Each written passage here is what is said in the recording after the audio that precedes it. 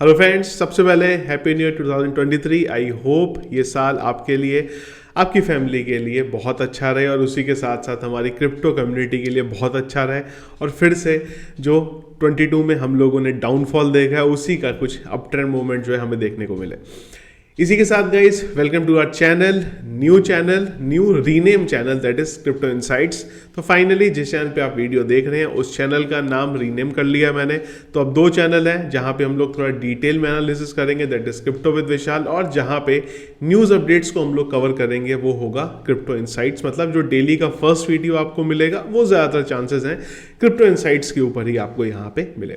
तो आज के वीडियो में इस बात करेंगे सबसे पहले मार्केट अपडेट के बारे में, और उसी के साथ साथ एक बहुत इंपॉर्टेंट टॉपिक जो अभी चल रहा है, दैट इज पाई नेटवर्क। एक और बड़ा, लिटरली बहुत बड़ा कांड जो है एक और सामने कल आया है यहाँ पे, उसके बारे में बात करेंगे। उसके अलावा कुछ और न्यूज़ अपडेट्स है जिनको हम लोग आज के वीडियो में देखेंगे। सबसे पहले चलेंगे गाइस क्रिप्टो एनालिसिस के वेबसाइट पे। 2022 की तरह 2023 में भी वॉल्यूम में 28% का हमें देखने को मिला है डाउनफॉल। ऑब्वियसली बात है, संडे का दिन है तो मिलेगा, इनफ्लो का डेटा कोई नहीं है। फिर इंडेक्स है 26 पे, फियर पे पिछले एक घंटे के सेंटीमेंट है यहाँ पे स्ट्रॉन्ग सेल की तरफ। बड़े दिन बाद मुझे स्ट्रॉन्ग सेल दिख रहा है सेंटीमेंट। और अगर हीट मैप देखें तो BTC 0.18%, इथीरियम 0.03% हमें यहाँ पे डाउन दिख रहा है। तो ओवरऑल अगर हम लोग देखेंगे तो हरा लाल का मिला जुला रिएक्शन है, पर कुछ बहुत ज़्यादा मूवमेंट यहाँ पे है नहीं। बिटकॉइन वही जहाँ पे चल रहा था 16,520, और अगर आप देखेंगे 21 EMA जो है वहाँ से हमें बार बार रेजिस्टेंस मिल रहा है उसी लेवल पे, और हम लोग यहाँ पे नीचे की तरफ डाउन ट्रेंड जो है यहाँ पे बना रहे हैं। अच्छा, जो मेन चैनल है क्रिप्टो विद विशाल, वहाँ पे आज थोड़ा डिटेल में बात करेंगे 2023 के बारे में, क्या ट्रेंड रहे हैं, हिस्ट्री क्या रही है, क्या आने वाले टाइम में उम्मीद है, और 2023 में क्या ट्रेंड मेरे अकॉर्डिंग फॉलो हो सकता है उस चीज़ के बारे में वहाँ पे डिस्कस करेंगे। दिन में वीडियो आएगा तब उस पर बात करेंगे। तो अगेन गाइस, जैसे चल रहा था इंपॉर्टेंट सपोर्ट जो मैं यहाँ पे 16,200 का देख रहा हूँ यहाँ पे, उम्मीद है मुझे कि ये एक बार टेस्ट ज़रूर होगा। अभी इसके बाद थोड़ा सा समझ में आएगा कि टेस्ट होने के बाद इमीडिएट हमें मिलता है यहाँ से बैक, या फिर हम लोग इसके नीचे की तरफ यहाँ पे आते हैं। तो और बहुत ज़्यादा कुछ यहाँ पे अपडेट फिलहाल मार्केट के बारे में है नहीं, वही चार्ट है जो हम लोग इतने दिनों से फॉलो कर रहे हैं। अच्छा, अब सबसे बड़ी कहानी हुई पाई नेटवर्क के बारे में, फिर से बात करेंगे। तो पाई नेटवर्क अभी टोटल 6 जगह लिस्ट हो गया है, हॉबी पे, बिटमार्ट पे, हॉट कॉइन ग्लोबल पे, इकोनॉमी एक्सचेंज पे, XT पे और सुपर एक्स पे। इसमें से कुछ एक्सचेंज तो ऐसे हैं जिनका कभी नाम भी नहीं सुना है यहाँ पे, पर चल रहा है वहाँ पे भी। अच्छा, अब एक और कहानी है, क्या बोले इनको हम लोग, पाई नेटवर्क बोलें, क्योंकि नाम तो पाई नेटवर्क है, पर पाई नेटवर्क का बोलना हमारा कोई लेना देना नहीं है। प्रॉब्लम हुई कल ये वाले एक्सचेंज पे, और यही मैं बार बार आपको बोल रहा हूँ। बहुत सारे लोगों के कमेंट आए थे लास्ट वीडियो पे, क्या जरूरत है पाई को बार बार कवर करने की, पाई स्कैम है। देखो, पाई स्कैम है या पाई अच्छा है वो सेपरेट क्वेश्चन है, उसके बारे में फिर कभी डिटेल में बात करेंगे। पर अभी ये लिस्टिंग को लेकर बार बार ये लिस्टिंग को लेकर हम लोग बात इसलिए कर रहे हैं क्योंकि कल हमें ये देखने को मिला।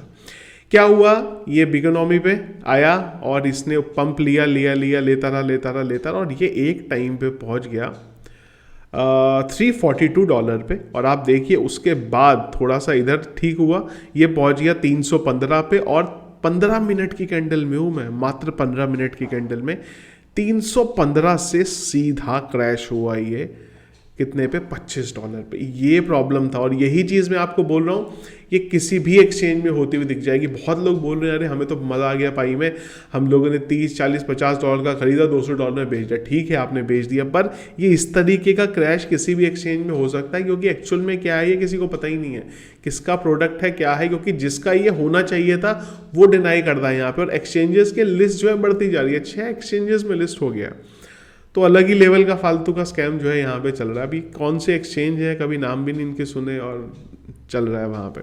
तो मैं शुरू से यही चीज़ आपको बोल रहा हूँ, स्टे अवे रहिए इन सब चीज़ों से। फालतू में कुछ हो जाएगा फिर आपको रिग्रेट होगा, यार वो फालतू में हम लोगों ने कर लिया। बिल्कुल ठीक है, अभी कई लोगों के मुझे कल भी कुछ लोगों ने बोला कि यार ये तो बहुत $7-8 पे हो गया, खरीद लेंगे, क्योंकि $7-8 से $100 पे चला गया तो मज़ा आएगा। भाई $60 से ये अगर 0.7 पे भी चला जाए ना, कोई बड़ी बात नहीं है। ये किस समय कहाँ से क्रैश हो जाएगा पता नहीं, क्योंकि कोई ऐसी चीज़ एग्जिस्ट करती ही नहीं है, और उसी चीज़ को एक्सचेंजेस ने यहाँ पे लिस्ट कर दिया हुआ। तो थोड़ा सा गाइस इस चीज़ से दूर रहिए। अगला डॉज के बारे में अपडेट आया, तो डॉज फाउंडेशन ने बेसिकली कुछ फंड अनाउंस किया है जिसकी वजह से डॉज के प्राइस में जंप आया, और एक उम्मीद थी कि आने वाले टाइम में इससे जो डॉज की कम्युनिटी है उसको फ़ायदा मिलेगा, डॉज का जो डेवलपमेंट है वो बहुत फास्ट हो जाएगा। अब बड़ा इंटरेस्टिंग आया, जब मैंने पूरा आर्टिकल पढ़ा तो पता चला कितना है, अगर आप देखेंगे तो करीब करीब ये 3.5 लाख USDT का फंड यहाँ पे दिया है। 3.5 लाख USDT का फंड अगर आप देखो कोई बहुत बड़ा अमाउंट नहीं है, पर एक न्यूज़ में बना हुआ है डॉज फिर से, और कुछ डॉज इन्होंने मूव करे यहाँ पे डेवलपमेंट फंड में, जिसका जो प्राइस है वो मैंने आपको बताया करीब 3.5 लाख USDT का है।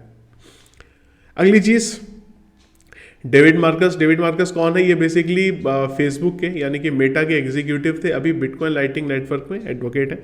तो इन्होंने बोला है कि भाई जो क्रिप्टो विंटर है वो मुझे नहीं लगता 2023 में भी खत्म होगा, और इनका मानना है कि जिस तरीके से फंड चल रहे हैं, जो डर्टी प्लेयर हैं वो इस पॉलिटिक्स के अंदर घुसे पड़े हैं, तो उस वजह से मेरा मानना है कि 2025 तक ये चलेगा। पता नहीं कौन से लॉजिक से इन्होंने ये इनका मानना है, क्योंकि लॉजिकली अगर हम लोग हिस्ट्री देखें तो 2024 में हार्विंग होने वाली है, 2025 तक तो बहुत अच्छे मूव पे जो क्रिप्टो है वो बिटकॉइन है इनफैक्ट वो हमें आता हुआ दिखाई देगा। तो इनका ये एक अलग ही प्रोस्पेक्टिव है, पता नहीं क्या किस प्रोस्पेक्टिव से इन्होंने यहाँ पे बोला। अगला इंपॉर्टेंट चीज़, और ये होने ही वाली है, ये बार बार मैंने बात करी है कि जो फंड हैं ये कहीं ना कहीं ब्लास्ट करेंगे पूरे के पूरे जो गवर्नमेंट है उनको डिसीजन लेने में। अब यहाँ पे क्या आ रही है कि जो US लॉ मेकर है उनको FTX कोलैप्स की वजह से अब वो थोड़ा सा क्रिप्टो इंडस्ट्री को फिर से समझ रहे हैं कि भाई किस तरीके से करें, और 2023 में क्या इस पर स्ट्रिक्ट एक्शन हम लोग यहाँ पे ला सकते हैं, क्योंकि इतने सारे फंड क्रिएट हो रहे हैं। बार बार लूना का नाम आ रहा है, पॉन्जी स्कीम आ रही है। अभी तक क्या था, क्रिप्टो में जब प्रॉब्लम आती थी तो ये आता था कि भाई मनी लॉन्ड्रिंग का काम होता है क्रिप्टो से, क्योंकि ब्लॉकचेन में आप ट्रांसफर कर दो पता चलता नहीं है। अब प्रॉब्लम दूसरी आ गई है, लूना का क्रैश हुआ, चलो ठीक है लूना का क्रैश हुआ, खत्म हुई कहानी, फिर FTX का कोलैप्स हो गया। तो अब इतनी इंपॉर्टेंट चीज़ है कि मनी लॉन्ड्रिंग तो हो ही रही है, पर उसके अलावा जब ये कोलैप्स हो रहे हैं क्या होगा। लेकिन इसमें भी एक चीज़ मैं आपको बोलूँगा कि एक बार ये जो प्लेयर है ना ये हट जाएंगे इंडस्ट्री की तरफ से, तो फिर से सारी चीज़ें होती लगेंगी। और US की तरफ से जब भी बात होती है ना, वहाँ पे ये होती है कि रेगुलेट कैसे करें, रेगुलेशन कैसे लाएं। इंडिया में जब भी बात होती है बैन के बारे में बात होती है। तो ये एक बहुत बड़ा डिफरेंस है कि वो देख रहे हैं कि इंडस्ट्री चल रही है, बड़ी इंडस्ट्री है, उसको कैसे हम लोग ठीक करें कि चीज़ें सिस्टमेटिक ढंग से चले, और हमारे यहाँ पे अलग ही लेवल पे कुछ चलता है। पर आई एम श्योर 2023 एक इम्पॉर्टेंट साल रहने वाला है क्रिप्टो इंडस्ट्री के लिए। कुछ ना कुछ रूल्स एंड रेगुलेशन जो है इस साल ज़रूर आएंगे, और उन रूल्स के बाद एक उम्मीद है कि जो पूरे का पूरा सिस्टम है वो थोड़ा सही तरीके से यहाँ पे चलता हुआ हमें दिखाई देगा। इसके बाद क्वाइन टेलीग्राफ ने एक आर्टिकल डाला, भाई 2022 के कौन डिजास्टर, कौन हीरो है, कौन विनर है, कौन लूजर है। तो इन्होंने सबसे पहला जो विनर में नाम लिया वो दिया लेजर और ट्रेजर का। क्यों? एक्सचेंजेस का आपने देखा, सेंट्रलाइज एक्सचेंजेस का हाल, तो लोग वॉलेट की तरफ भागे, तो उस वजह से इनकी जो सेल है वो बहुत ज़्यादा यहाँ पे बढ़ गई। और डेटा के अकॉर्डिंग 300% का इन्होंने जो ट्रेजर और लेजर की जो सेल है उसमें 300% का जो है यहाँ पे इंक्रीमेंट हुआ है। वाइट हैट हैकर्स जो थे हीरो थे, क्यों? उन्होंने एक्सचेंजेस हैक करे, उन्होंने क्रिप्टो को हैक करा, लेकिन बहुत सारे लोगों ने वापस भी कर दिया और ये भी बताया कि कहाँ पे जो सिक्योरिटी का इशू है तो आप उसको रिजॉल्व करो जिससे कोई बड़ा केस ना हो सके। तो उस वजह से इन्होंने मेंशन किया वाइट हैट हैकर्स का। और उसके बाद टीथर बहुत इंपॉर्टेंट रहा 2023 में। क्यों 2022 में क्यों इंपॉर्टेंट रहा वो मैं आपको बताता हूँ, क्योंकि टीथर के अराउंड बहुत सारे फंड क्रिएट हुए।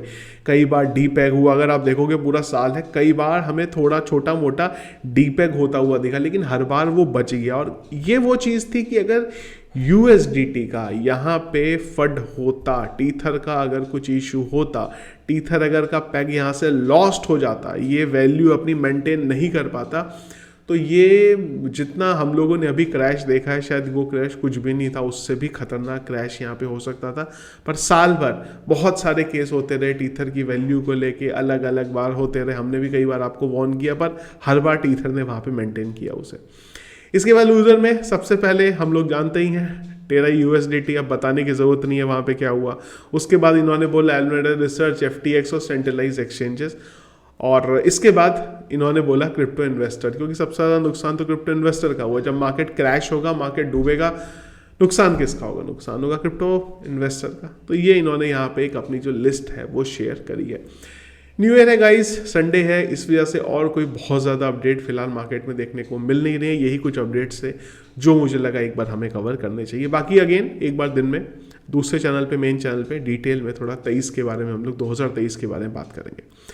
तो ये था इस वीडियो, पसंद आया आपको, इसको लाइक और शेयर जरूर कीजिएगा। चैनल में अगर आप नए हैं, फर्स्ट टाइम मेरा वीडियो देख रहे हैं, जरूर चैनल को सब्सक्राइब कर लीजिएगा। Thank you friends.